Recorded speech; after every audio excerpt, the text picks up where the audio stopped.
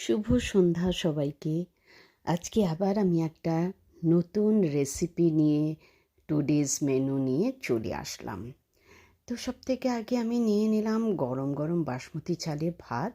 তারপরে আমারই গাছের এক টুকরো লেবু আর একটা কাঁচা লঙ্কা।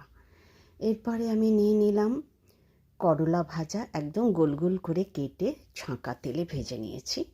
তারপরে এক বাটিতে নিয়ে নিলাম ইলিশ মাছের মাথা দিয়ে আমারই বাগানের পুঁই শাকের চচ্চড়ি, আর আমার গাছের সজনে ডাঁটা আলু দিয়ে রুই মাছের ঝোল আর চিকেন কষা।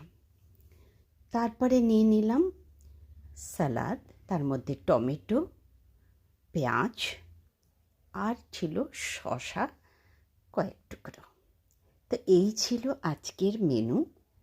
থালিটা তোমাদের কেমন লাগলো জানিও, আর এক গ্লাস জলও নিয়ে নিয়েছি। নিশ্চয়ই খুব ভালো লাগলো, আমাকে জানাবে।